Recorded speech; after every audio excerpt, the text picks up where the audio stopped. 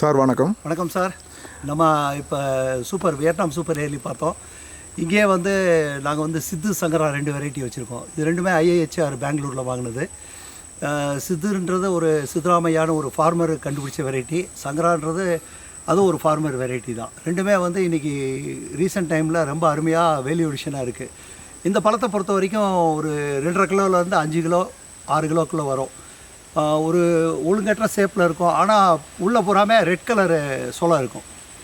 Red சொலை வந்து உங்களுக்கு பார்த்தீங்கன்னா அறுக்கும்போதே பார்த்தீங்கன்னா ரொம்ப அட்ராக்டிவாக இருக்கும். ஒரு பழம் வந்து 2 கிலோ அந்த மாதிரி இருக்கும்போது ஒரு வீட்டுக்கு அந்த 2 கிலோவில் ஒரு 30 சொலையிலேருந்து 40 சொலை வரும். அப்போ அந்த சொலை வந்து உங்களுக்கு அந்த வீட்டு அளவுக்கு சரியாக போகும். பிரிக் வேலி பார்த்தீங்கன்னா 29 வரை 30 வரும். அந்த ஸ்வீட்னஸ் வந்து நீங்கள் உணர முடியும். இது வந்து சித்து சங்கரா இதே மாதிரி இருக்குங்க. அதுவும் இதே மாதிரி தாங்க, அதுவும் ரெட் கலர் தான். இதை பற்றி நம்ம பார்ப்போம். இது வந்து இப்போது கர்நாடகாவுக்கு ஒரு என்ன சொல்ற பேட்ச் மாதிரி ஆயிடுச்சு. ஓகேங்க. தமிழ்நாட்டிலே ரொம்ப போடுறோம். ஆமாம் ஆமாம். உள்ளே வாங்க சார், உள்ளே வாங்க சார்.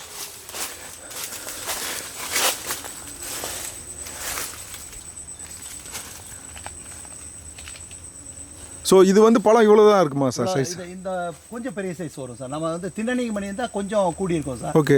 இப்போ நீங்கள் இவ்வளோ நிறைய விட வேண்டியது இல்லை. விட வேண்டியது இல்லை. வந்து நாங்கள் ஆரம்பத்தில் இது முதல் வருஷம் காப்புனால நாங்கள் வந்து இதான் ஃபஸ்ட் இயர் நடவு பண்ணி எவ்வளோ நாள் சார் சித்துக்காய்? ஒரு 4 இயர்ஸ் ஆச்சுங்க. 4 இயர்ஸ் பிறகு தான் ஈல்டு ஸ்டார்ட் ஆகுது. போன வருஷம் வந்ததுங்க. ஓகே. ஒரே ஒரு மரம் மட்டும் வந்தது.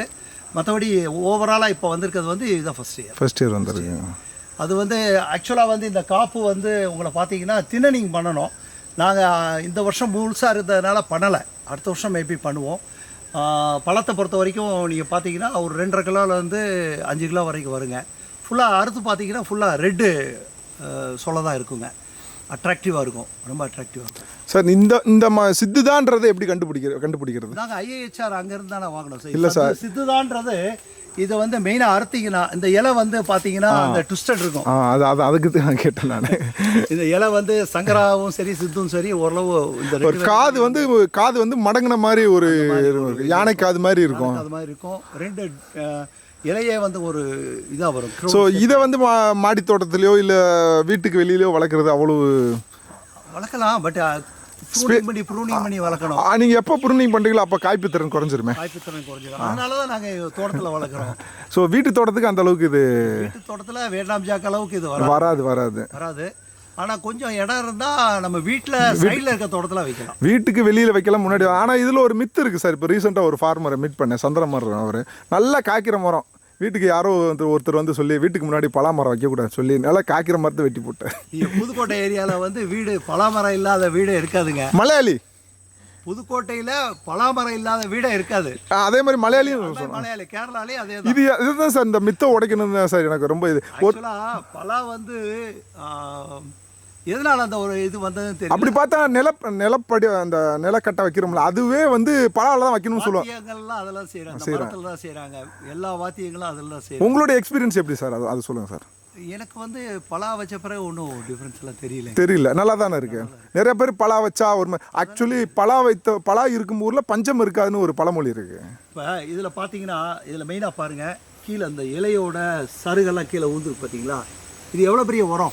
கண்டிப்பாக சார், கண்டிப்பாக. அது மாதிரி இது கீழே வந்து எந்த ஒரு புல்லு பூண்டு வராது. ஸோ இந்த இடமே வந்து ஒரு போர்வை மாதிரி, ஆர்கானிக் போர்வை மாதிரி வந்து. எப்படி இந்த மரம் இப்போ காய்க்க நமக்கு ஈல்டு எடுத்தால் எவ்வளோ சார் எடுக்கலாம் சார்? என்னுடைய கணக்குக்கு நல்ல ஒரு 5 வருஷம் 6 வருஷம் கழிச்சு பார்த்தீங்கன்னா ஒரு 50 பழம் வந்து உறுதியாக கிடைக்கும் சார். ஒரு பழம் 200 ரூபா வச்சாலும் 10,000 ரூபாய். பழம் வந்து 100 ரூபா வைங்க. ஓகே. 5,000 ரூபா ஆச்சு. நீங்கள் பழம் வந்து வறட்சியான வெள்ளம், அதுவும் எந்த ஒரு மெயின்டெனன்ஸும் இல்லாமல் வறட்சியான பயிர், எந்த ஒரு மெயின்டெனன்ஸும் பெருசாக தேவைப்படாது. இன்னொன்று வந்து பார்த்தீங்கன்னா இந்த பலாவை பொறுத்த வரைக்கும் நம்ம சைட் கிராப் தான். அது வந்து தோட்டத்தில் ஒரு பகுதியில் இருக்குது. இதுக்காக எதுவும் மெனக்கிறது இல்லை. அதனால் பலாவுக்கு நம்ம ஊரில் மார்க்கெட் வேல்யூ இருக்கா சார்? சார் இந்த மாதிரி வெரைட்டிக்கு மார்க்கெட் வேல்யூ இருக்குது. இப்போ நீங்கள் உங்கள் வீட்டில் ஒரு தடவை இந்த பழம் வாங்கி பார்த்தீங்கன்னா கண்டிப்பாக நீங்கள் விட மாட்டீங்க. அது புரியுது சார். ஆனால் இந்த பழம் தான் இந்த இடத்துல இருக்குன்றது நமக்கு எப்படி? இது வந்து டைரக்ட் மார்க்கெட் தான்.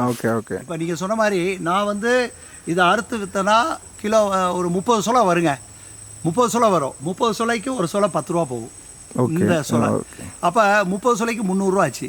ஸோ ஒரு நாளைக்கு ஒரு ஃபார்மர்லேருந்து யாராவது ஒருத்தர் ரெகுலராக வாங்கி அறுத்து கொடுத்தாருன்னா அவருக்கு அன்றைக்கி சம்பளத்துக்கு 300 கிடைச்சிடும். புரியுது சார். ஸோ இது இல்லாமல் இந்த பலா வந்து சாப்பிட்ற குழந்தைகளுக்கு வந்து பல மெடிசனல் வேல்யூ ஸோ கிடைக்கும். இது வந்து ஹைப்ரிட் கிடையாது, 100% இது வந்து ஃபார்மர் வெரைட்டி, கர்நாடகாவில் இருந்து ஃபார்மர் வெரைட்டிங்க அது. புரியுது சார். அவங்க கண்டுபிடிச்சதில் அவங்க தோட்டத்தில் வந்தால் சிறந்த மரத்தில் இருந்து வந்த கிராஃப்டட் வெரைட்டி இது இன்னைக்கு ரொம்ப அருமையாக இருக்குங்க.